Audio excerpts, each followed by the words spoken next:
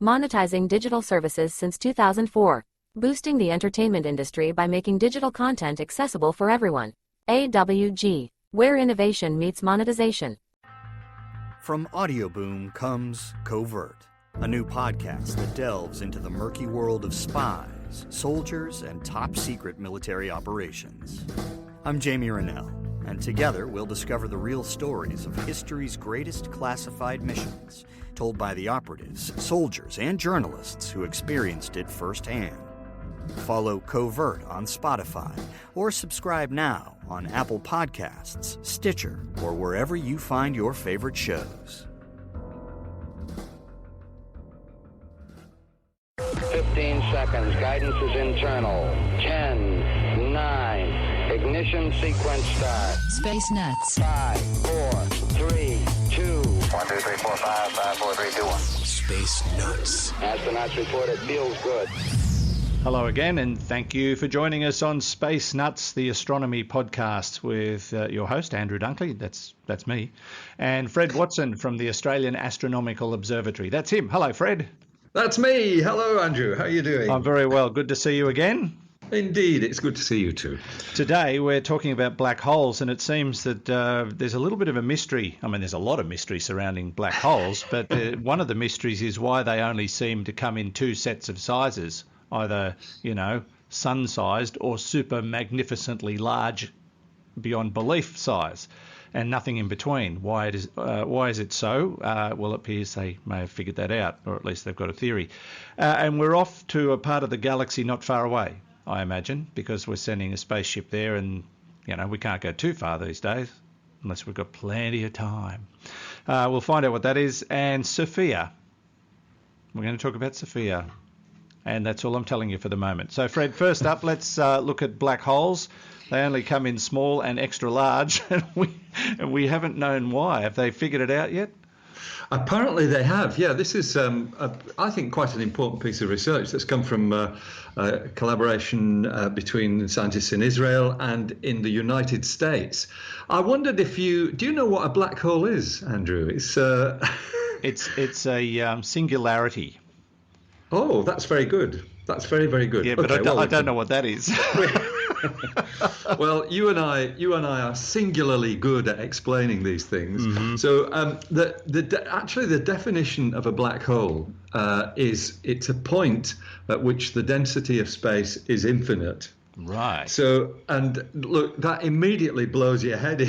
Yes. We know water has a density of 1 gram per cc, but something with infinite density, we really can't get our heads around it. But that is the definition of a black hole, and we know that they exist. First, the phrase was coined, I think, in 1967 by John Wheeler. I think I'm right in saying that.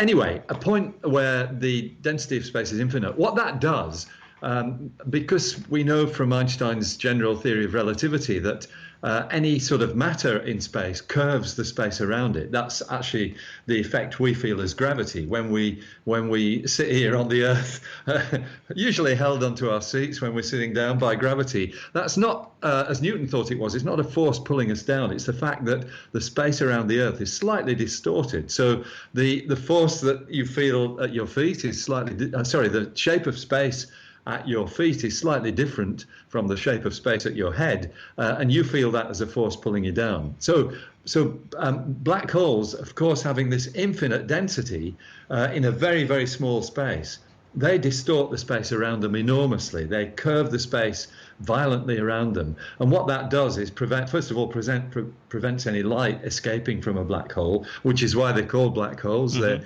They have so much gravity that even light can't escape. But it also means that when you look at a black hole, and hopefully very soon we'll be doing that with big radio telescopes, you'll see the distortion of the space around it in a very kind of weird and wonderful way. It looks like a lens in space because of the way it distorts it. Now, that's Black Holes 101. Okay. I'm still confused, but that's all right. It's just me. No, I'm confused as well. How can we see black holes in space? Well, it's by their effect on their environment. That's basically what allows astronomers to see them, because they do tend to collect stuff. Black holes usually have a disk of material around them. It's called the accretion disk. Accretion is just a process of collection, basically, a fancy word for collecting stuff. The accretion disk is where gas and dust and probably occasionally stars get, they get into this maelstrom of circulation around the black hole before they're gobbled up by it. They basically whiz around at significant fractions of the speed of light and are gobbled up by the black hole.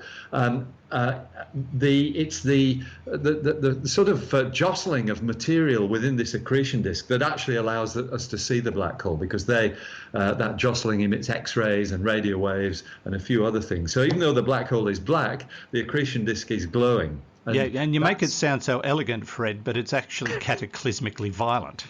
It is. Seen from the outside, it's not bad. But yes, if you're in that accretion disk, well, you'd be getting spaghettified. That's what happens. You fall into a black hole, you turn into a string of spaghetti, which, I think might explain why I'm long and thin compared with most people in the human race. I got too near a black hole in my infancy. Could have been gravity. Story. Yeah, it could have been gravity. It's more likely genetics, I think.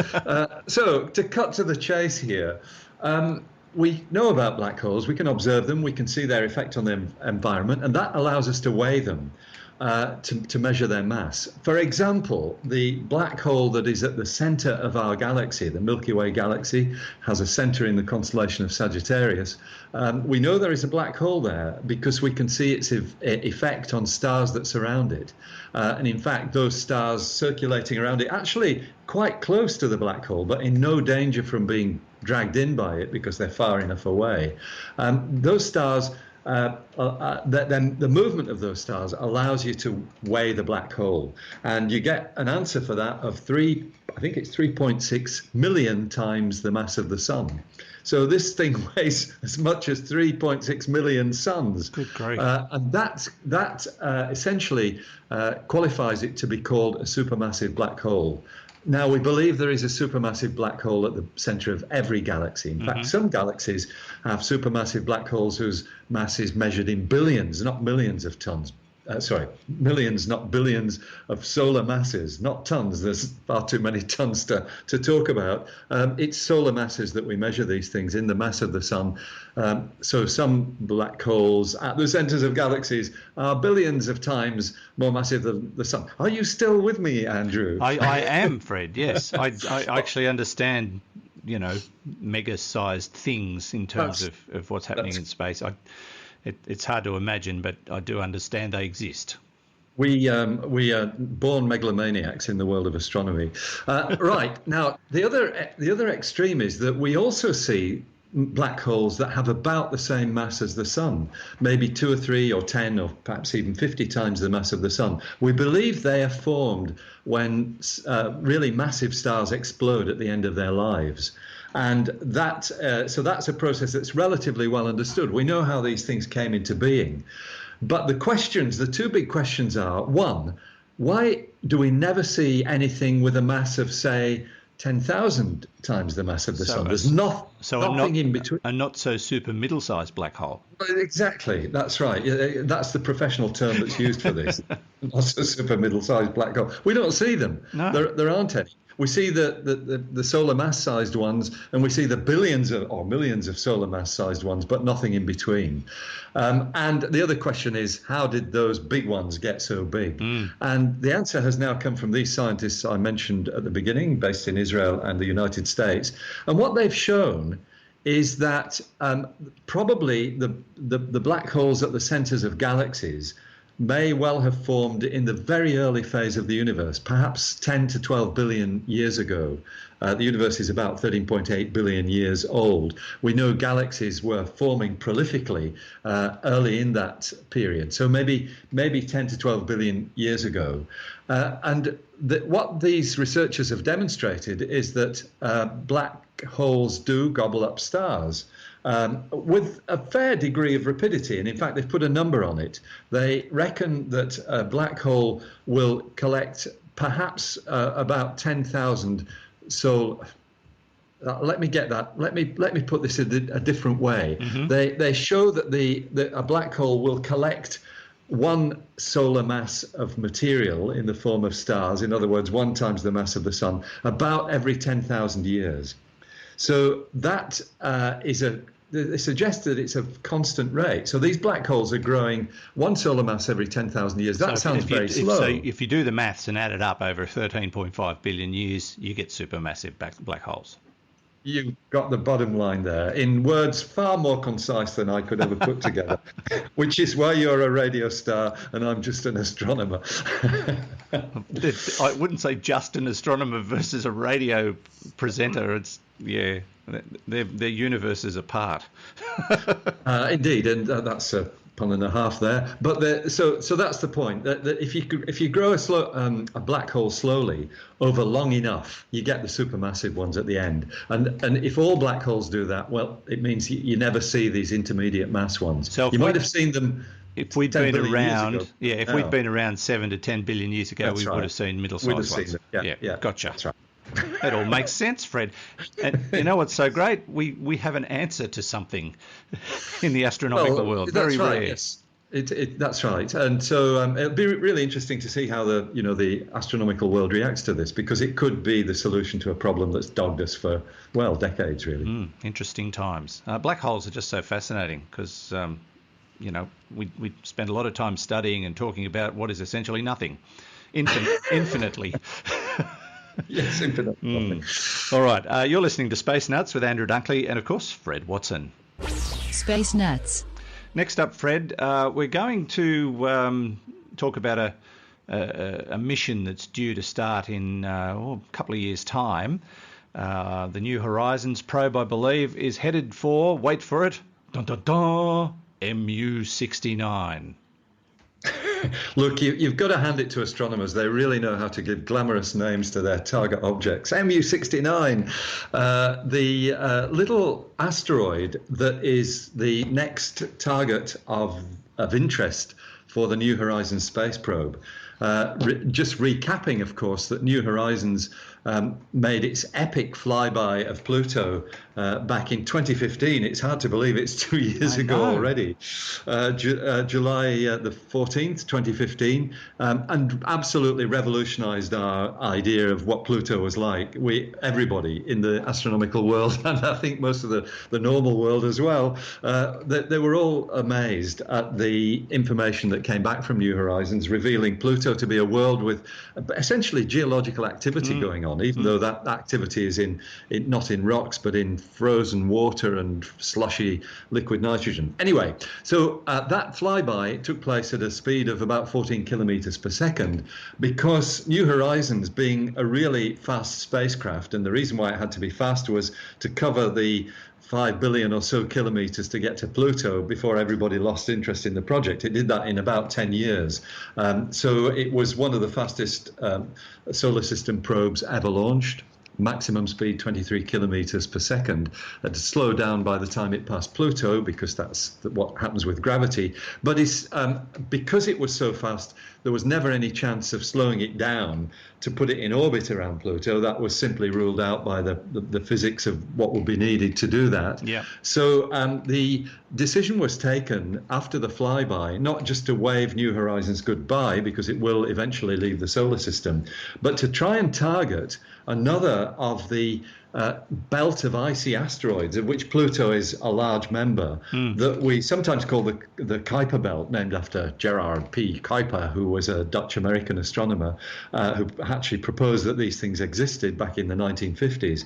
The Kuiper belt, sometimes they're called trans-Neptunian objects because they're all beyond the orbit of Neptune. So pretty well immediately, actually a little before New Horizons got to Pluto, people started looking for a suitable target for it to be steered towards beyond Pluto to kind of keep the mission going, so we could find out more about these Kuiper belt objects. And the one that was discovered was actually found by the Hubble telescope was given the name MU69 for reasons best known to itself, and New Horizons is now on its way to that. It will rendezvous with MU69 on the 1st of January 2019. Put that in your diary. It's one of these things, because orbital mechanics is so precise, you could probably almost give the date of the time of the flyby. We know the date. It will be possibly before, may even be the 31st of December of the previous day, but it's round about the end of 2018, beginning of 2019. So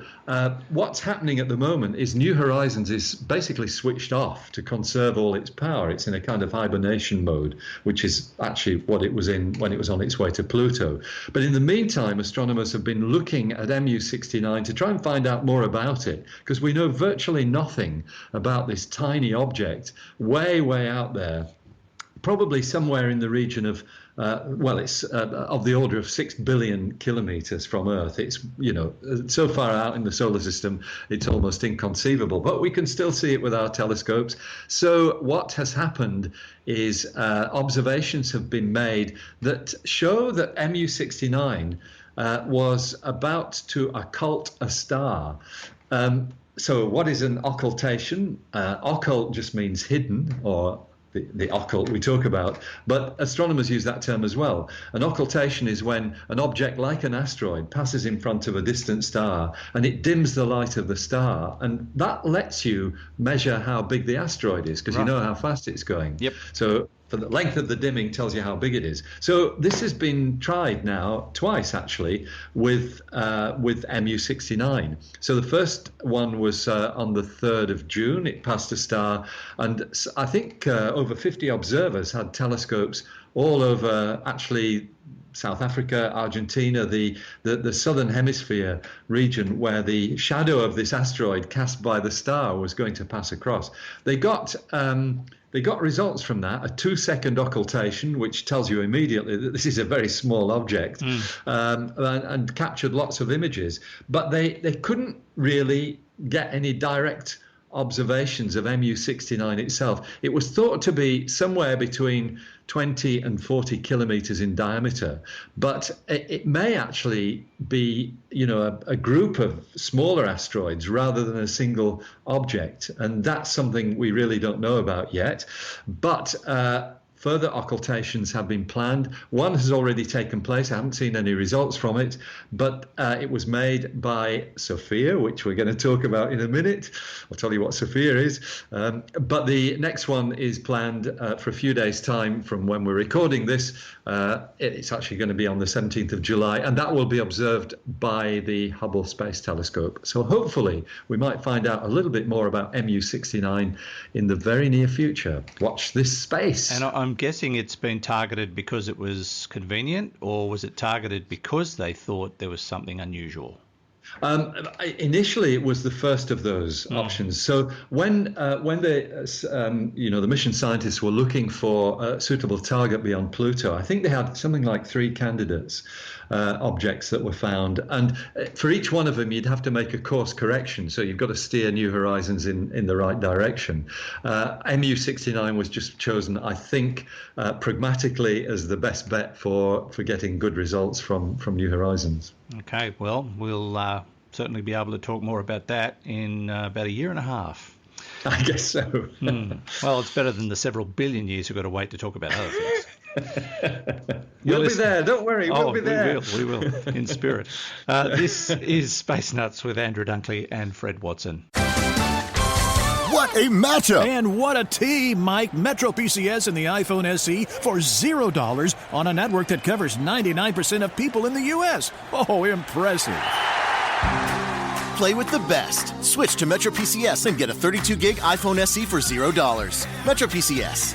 Coverage not available in some areas, plus sales tax and $10 activation fee. Claim based on talk and text. Not valid for active numbers currently on a T-Mobile network or active on Metro PCS in the past 90 days. See store for details and terms and conditions.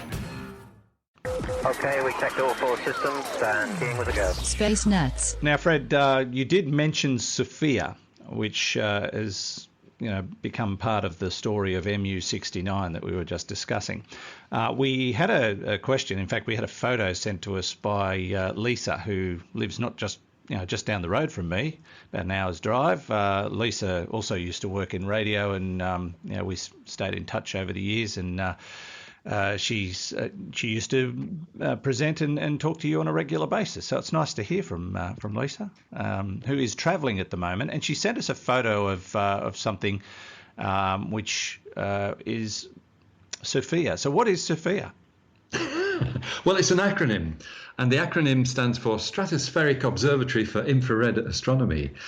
And the first word is the key one, because this is a telescope. It's a big one. It's bigger than the Hubble telescope, 2.5 meter diameter mirror, but it rides on an aircraft. And in fact, it rides on a Boeing 747 SP. Do you remember the SP version, the special performance version of the 747? Yes, I do.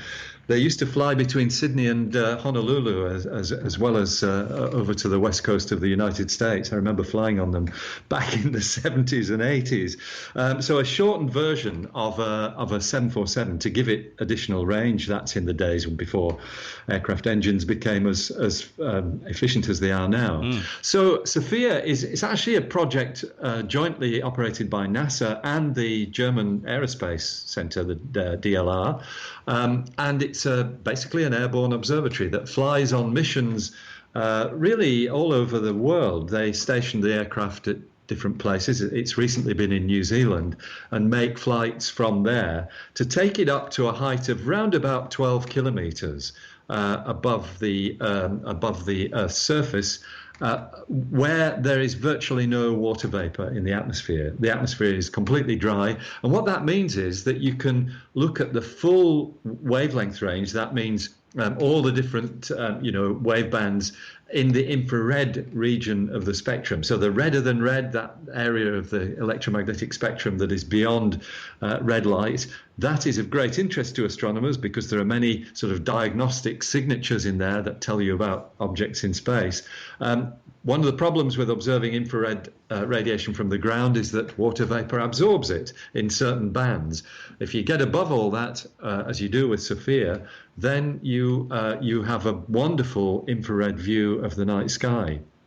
And it has been very successful. It's a project that excites, first of all, it excites inspiration, as it clearly did with Lisa, because seeing this aircraft, and I should say, the 747 in question has got a huge square hole cut in the back of it, which is, of course, what the telescope looks out through. So it's got this really quite, when you see it, it's quite alarming because see it in flight, and it's got this great rift on its left-hand side with a telescope looking out.